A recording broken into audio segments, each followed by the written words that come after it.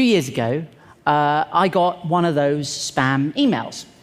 And it managed to get through my spam filter. I'm not quite sure how, but it's turned up in my inbox, and it was from a guy called Solomon Odonka. I know. It went like this. It said, hello, James Veitch. I have an interesting business proposal I want to share with you, Solomon. Now, my hand was kind of hovering on the delete button. Right? As you are, I was looking at my phone. I thought, I could just delete this. Or I could do what I think we've all always wanted to do. And I said, Solomon, your email intrigues me.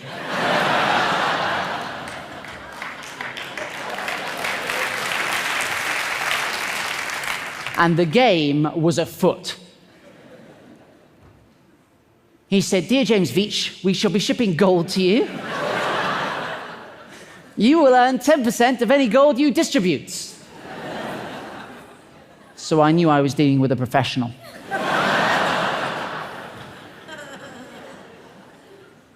I said, how much is it worth? He said, we will start with a smaller quantity. I was like, ah. And then he said, of 25 kilograms. The worth should be about 2.5 million. I said, Solomon, if we're going to do it, let's go big.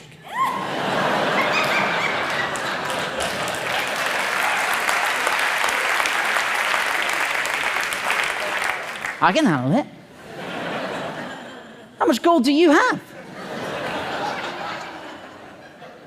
He said, it's not a matter of how much gold. How much is you're capable of handling? What? We can start with 50 kilograms as a trial shipment. I said, 50 kilograms? There's no point doing this at all unless you're shipping at least a metric ton.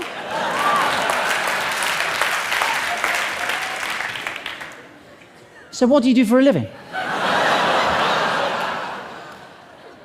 I said, I'm a hedge fund executive bank manager.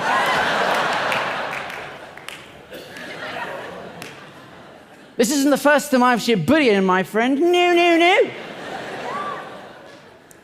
Then I started to panic. I was like, now look, where are you based? I don't know about you, but I think we're going via the postal service. It ought to be signed for. Right, that's a lot of gold. He said, it will not be easy to convince my company to do a larger quantity shipment. And I said, Solomon, I'm completely with you on this one. I'm putting together a visual for you to take into the board meeting. Hold tight.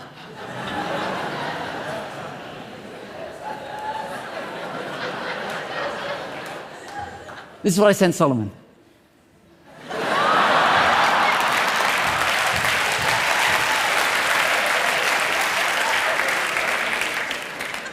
I don't know if we have any statisticians in the house, but there's definitely something going on. I said, Solomon, attach this email, you'll find a helpful chart. I've had one of my assistants run the numbers. We need to be shipping as much gold as possible. There's always a moment where they try to tug at your heartstrings, and this was it for Solomon. He said, I will be so much happy if the deal goes well, because I'm going to get a very good commission as well. And I said, that's amazing. What are you going to spend your cut on? And he said, on real estate, what about you? I thought about it for a long time. And I said one word. Hummus.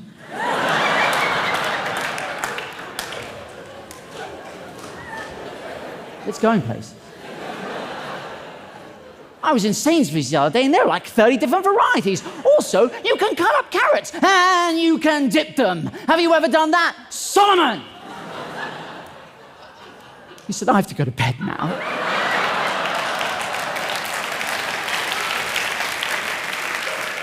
Till tomorrow. Have sweet dreams. I didn't know what to say. I said, bonsoir, my golden nugget, bonsoir. Guys, you have to understand, this has been going for like weeks, albeit hitherto the greatest weeks of my life, but I had to knock it on the head. It was getting a bit out of hand. Friends were saying to me, James, do you want to come out for a drink? I was like, I can't, mate, I'm expecting an email about some gold. You know? So I figured I had to knock it on the head. I had to take it to a ridiculous conclusion. So I thought I concocted a plan. I said, look, Solomon, I'm concerned about security. When we email each other, we need to use a code. And he agreed. And I said, Solomon, I spent all night coming up with this code. We need to use it in all further correspondence. Lawyer. Gummy bear. Bank, cream egg. Legal, fizzy cola bottle, claim peanut M&Ms, documents, jelly beans, Western Union. Guys, a giant gummy lizard. I knew these were all words they used, right? I said, please call me Kit Kat, and all further correspondence.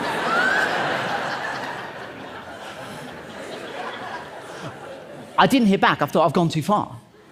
I've gone too far. So I had to backpedal a little bit. I said, look, Solomon, is the deal still on? Kit Kat. Because you have to be consistent.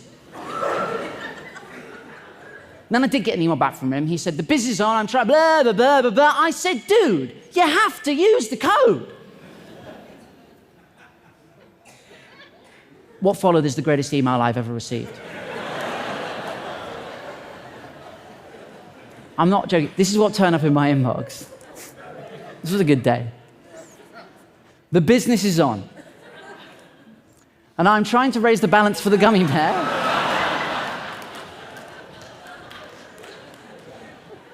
So he can submit all the needed fizzy cola bottle jelly beans to the cream egg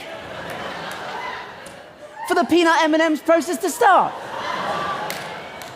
Send £1,500 via a giant gummy lizard.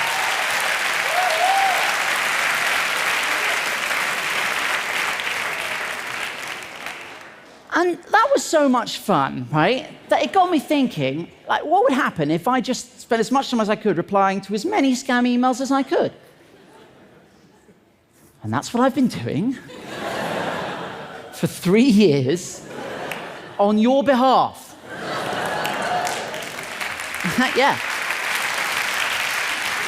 Let me tell you, crazy stuff happens when you start replying to scam emails. It's really difficult, and I highly recommend we do. I don't think what I'm doing is mean, right? There are a lot of people out there who do mean things to scammers. I don't think what I'm doing. All I think I'm doing all I'm doing is wasting their time. Right? And I think any time they're spending with me is time they're not spending scamming vulnerable adults out of their savings, right? If you're going to do this, and I highly recommend you do, get yourself a pseudonymous email address. Don't use your own email address, because that's exactly what I was doing at the start, and it was a nightmare. Because, I'd wake up in the morning and have like 1,000 emails about penis enlargements, only one of which was a legitimate response to a medical question. But I tell you what, though, guys, any day is a good day. Any day is a good day if you receive an email that begins like this. I am Winnie Mandela, the second wife of Nelson Mandela, the former South African president. I was like, oh, that Winnie Mandela. I know so many. I need to transfer $45 million out of the country because of my husband Nelson's health condition. Let that sink in. She sent me this, which is hysterical. And this looks fairly legitimate. This is a letter of authorization, but to be honest, if there's nothing written on it, it's just a shape. I said, Winnie, I'm really sorry to hear of this. Given that Nelson died 3 months ago, I describe his health condition as...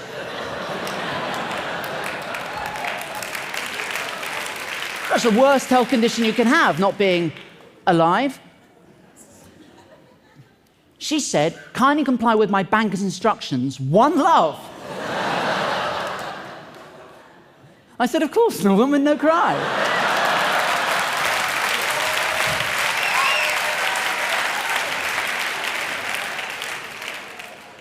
She said, my banker would need transfer of $3,000. One love.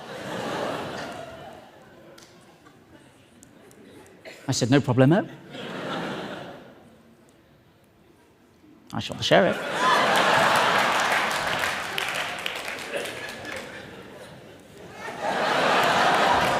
Thank you.